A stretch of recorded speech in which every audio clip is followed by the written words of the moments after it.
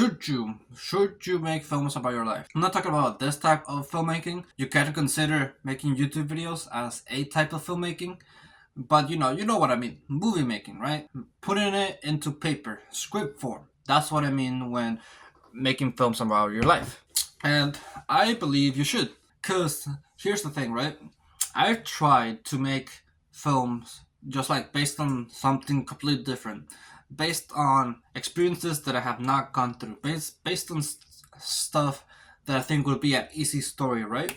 This was the case when it came to my screenwriting class, and my professor caught none of that. He told me to write stories that I resonate with myself, write it in the locations that I'm familiar with, write my own development story that I can relate to. And yeah, this got me thinking like, okay, what type of story do I relate to?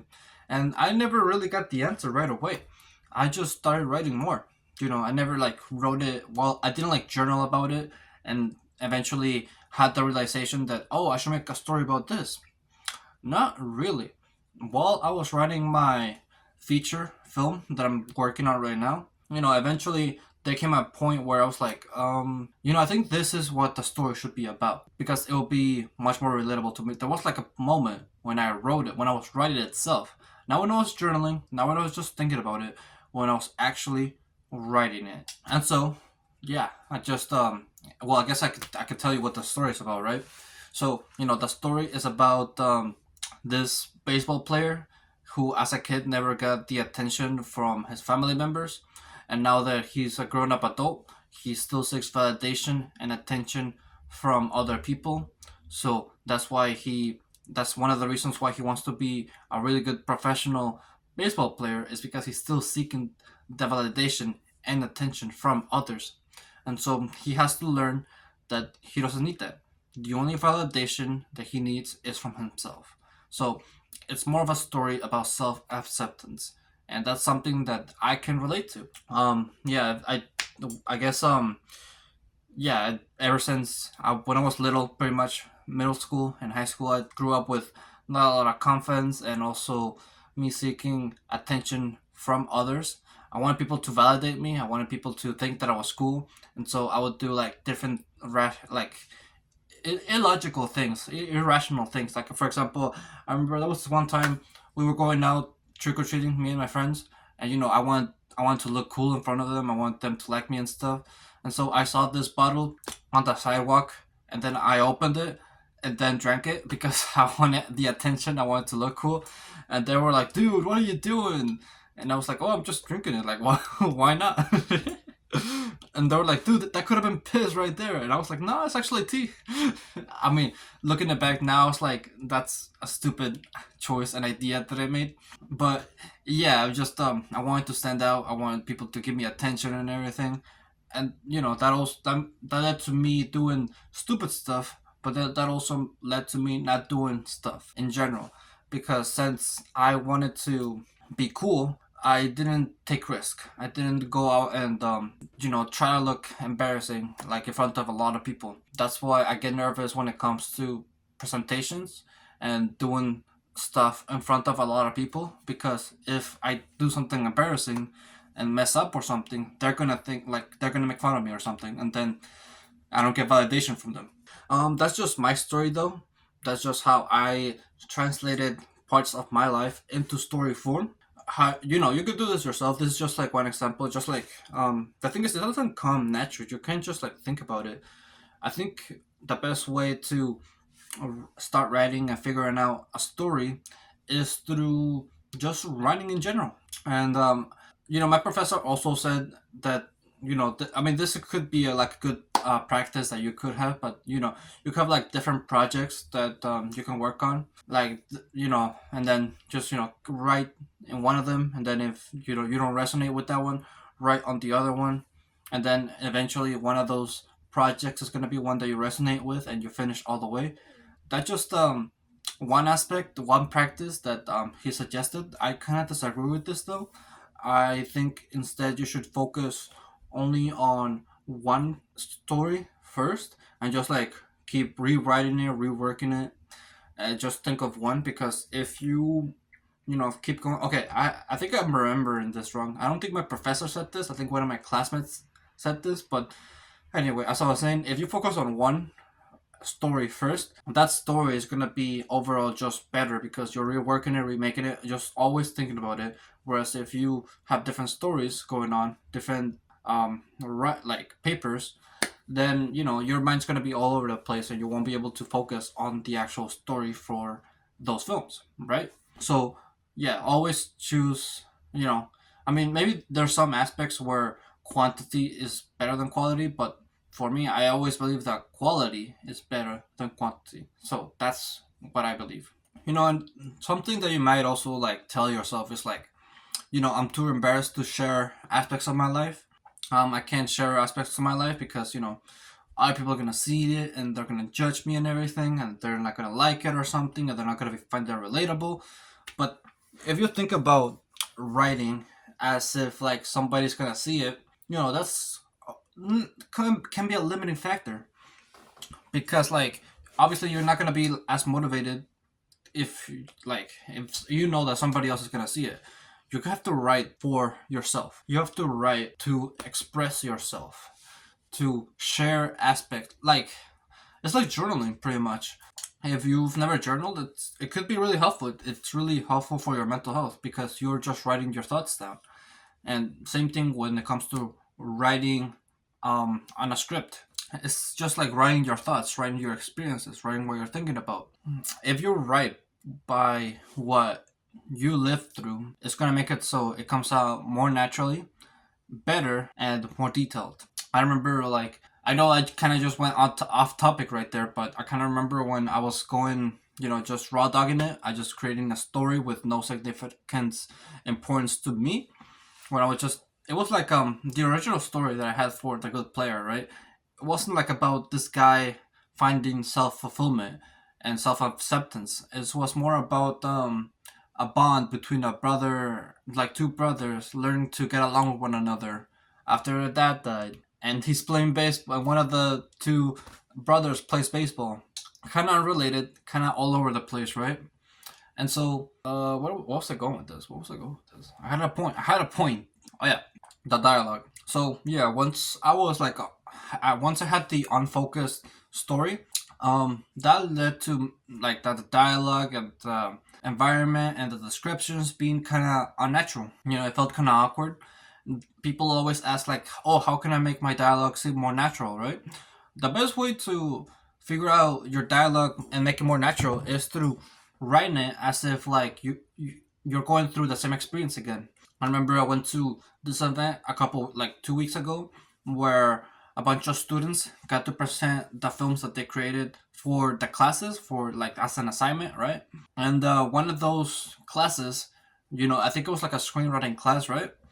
And one of those people got to present the script and he read it through the whole thing. Well, just like 5 pages, I think 5 or 6 pages.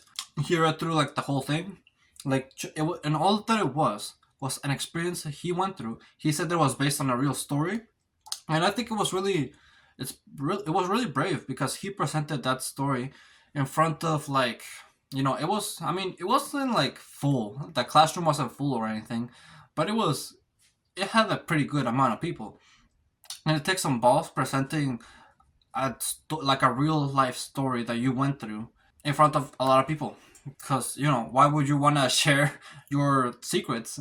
Why would you just share that? Why would you share your weak points, right? But he did it, and yeah, he was really good at describing stuff. You know, he, I as he was telling us his story, and as I was reading it to us, I could imagine. Like the thing is, his script wasn't on the screen or anything. He was just reading it himself, and I could imagine everything that was going on through the descriptions and the words that he used to describe it. So if you're ever like wondering like how do I get better at dialogue? How do I get better at building a scene? The environment where everything is. Just think about your own. Also, yeah, just figure out scenes too. Like okay, it's a roadblock that I hit when writing myself, when the unauthentic story, that's what I'm gonna call it, the original draft for The Good Player. a stopping point that I hit was, what's next? What scene comes after this, right? And I would look through, and instead of like, trying to figure out myself and coming up with my own idea, I went through and read scripts for other films that were kind of similar to my original idea, where there were like two brothers, and that didn't resonate with me when I read those scripts, right? And so I instead read scripts that like about movies that I kind of resonated with the most, like Creed and like Whiplash, right? And I read those scripts, and those were better. Those gave me better ideas as to what to go next. You probably thought that I was gonna say, "Oh, you shouldn't read scripts for inspiration," but no, yeah, read scripts for inspiration. There's nothing wrong with copying. You're not gonna copy the same way that the original creator made. It's gonna be like unique to you. I remember, I think I made like a scene in The Good Player where it's inspired by when spoilers by the way for Whiplash, but I made a scene where um the when Neiman meets Fletcher at the bar, or like, yeah, it was like a bar, but yeah, I took inspiration from that, and I put that in my own story where my main character Daniel meets his teacher Mike in a cafe. That's how I got inspired. It's different, of course, because it's my own different way, and it's also different timeline wise because the scene in Whiplash was towards the end, and then my scene was towards the beginning. But still, you get the point. It's inspired, and it made me think. And also, reading those stories made me think of the development and how I can show the development in my characters. Like, for example, Mike, the mentor figure that I have in my story. I didn't really have a coach. I never. Okay, I kind of lied in my class because they asked me like, "Oh, are you making a baseball story because you play baseball?" I said, "Oh yeah, I did," and my professor was like, "Oh, what position did I play?" And I was like, "Pitcher," and I was like, "Oh," they were like, "Where did you play?" And I was like, "In Mexico and everything," and I was like, "Oh, that's nice, that's nice." And so I lied. I never played baseball.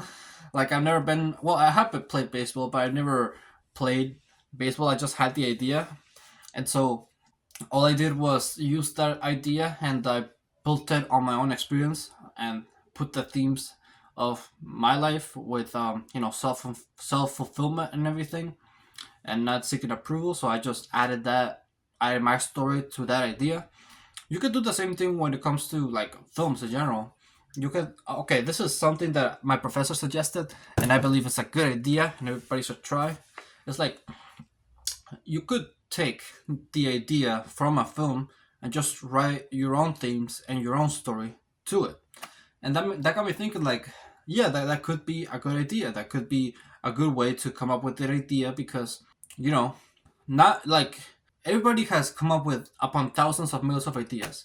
Coming up with an original one is very hard. You can still see, yeah, you can still see it in movies nowadays.